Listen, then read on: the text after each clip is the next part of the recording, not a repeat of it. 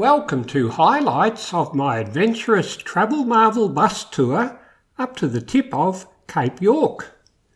The tour began and ended at the luxurious and expensive Crystal Brook Flynn Hotel in Cairns. The tower on the left faces the Esplanade. I was in the tower on the right facing Abbott Street. Reception, also guest drop-off and pick-up, are in Abbott Street. On day one we left Cairns and travelled via Mossman Gorge and Cape Tribulation to Cooktown for one night. On day two we left Cooktown, saw the rock art near Laura, then headed up to Musgrave Roadhouse for one night. Leaving Cairns and dozens of traffic lights behind. View from Rex Lookout, named after a prominent local, Raymond Rex. We had a morning tea stop at a nice park in Mossman. I visited St David's Anglican Church in Mossman. The timber church was destroyed by a cyclone in 1911. Construction of this brick church began in 1912 and was only completed in 1952. We are lined up to cross the Daintree River, waiting for a ferry to come and pick us up.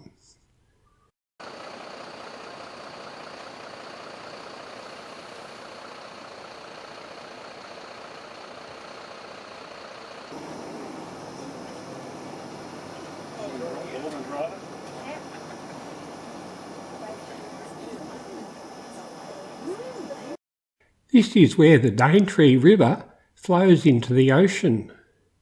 We went for a stroll on the boardwalk to Mile Beach, aptly named Fan Palms. Mangroves at Cape Tribulation were thriving.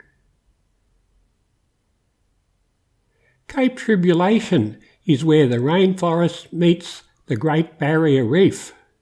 We then travelled on the very rough Bloomfield track to Wudgel for a picnic lunch at a soccer field. 25 kilometres before Cooktown, we stopped for a drink at the iconic Lion's Den Hotel.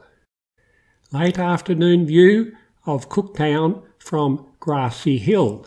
The lighthouse on Grassy Hill was built in 1886 and is still in operation.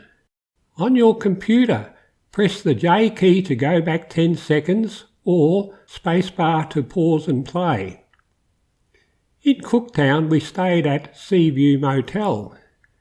Room 34 and others overlooked Endeavour River, where Captain Cook spent 6 weeks in 1770 repairing the Endeavour, which had run aground on the Barrier Reef. Next morning we stopped to view Black Rock Mountain.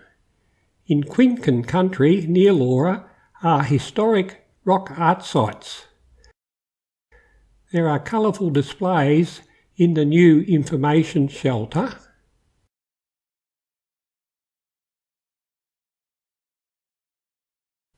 Press spacebar now to read the text and press again to resume playing this video.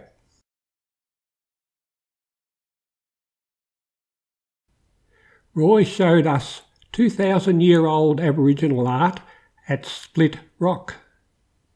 Good luck in working out without a guide what is depicted in the rock art.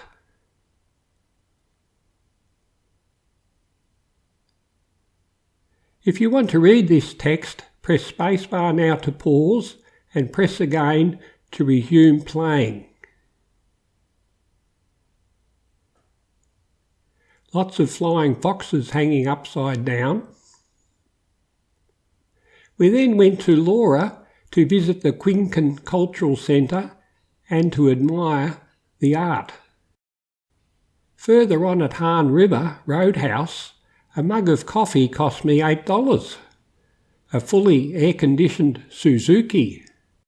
From 1887, Musgrave Roadhouse was one of 7 telegraph stations connecting Laura to Thursday Island. The telegraph station ceased to operate in 1929. My accommodation in room 8 was fine. Freshwater crocodile feeding began at 5 p.m.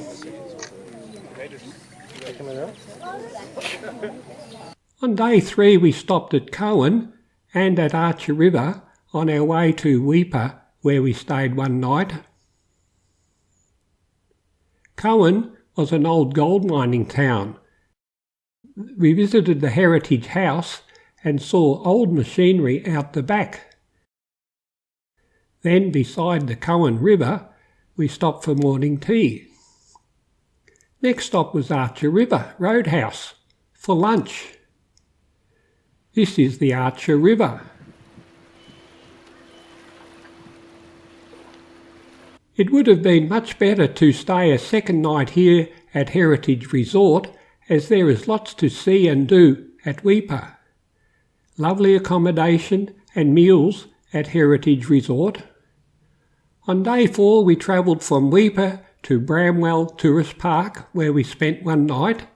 On day 5 we travelled from Bramwell Tourist Park to Loyalty Beach, where we spent 2 nights. At Weipa we went on a 2-hour morning cruise in the Gulf of Carpentaria and up the Emily River. We saw half a dozen 3-metre-long female saltwater crocodiles like these. We also saw many water birds, including this jabiru. Bramwell Station used to be a large cattle station, but is now just a tourist place. Cabin 19 was very comfortable. This is where we ate, drank and were entertained. There are from every land, from Spain and France and Flanders. They're all expect both white and black, those Queensland overlanders. We made a short stop here soon after leaving Bramwell to see some cattle, but mainly to see the giant termite mounds. Our next stop was at Fruit Bat Falls, but we didn't see any fruit bats. Fruit Bat Falls.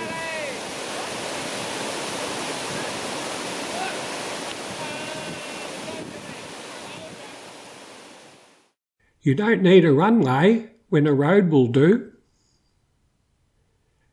Now another ferry crossing, this time at the Daintree River. There's the Daintree River crossing. After 2 nights at Loyalty Beach, we went to Caesar to catch a ferry to Thursday Island.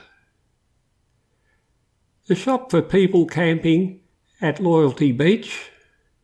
Our small cabins are in the fishing lodge behind us. The rooms had air conditioning and a fridge with access to a free laundry and communal bathroom. We had breakfast by the beach.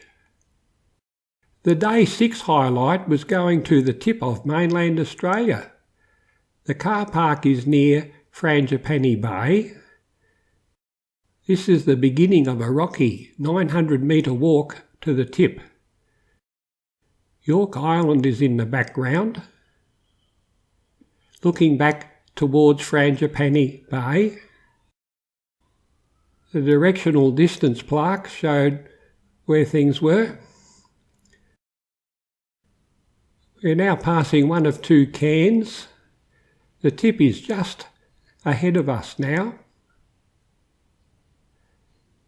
York Island and Ebberack Island are less than 800 metres off the tip. Travelmarvel tour group posing for a photo. Another thing crossed off my bucket list. Look in the description below this online video for YouTube links to other awesome adventures, including to Thursday Island as part of this Travelmarvel tour. If you enjoyed this video, please subscribe and ring the bell to be advised when I upload my next awesome adventure.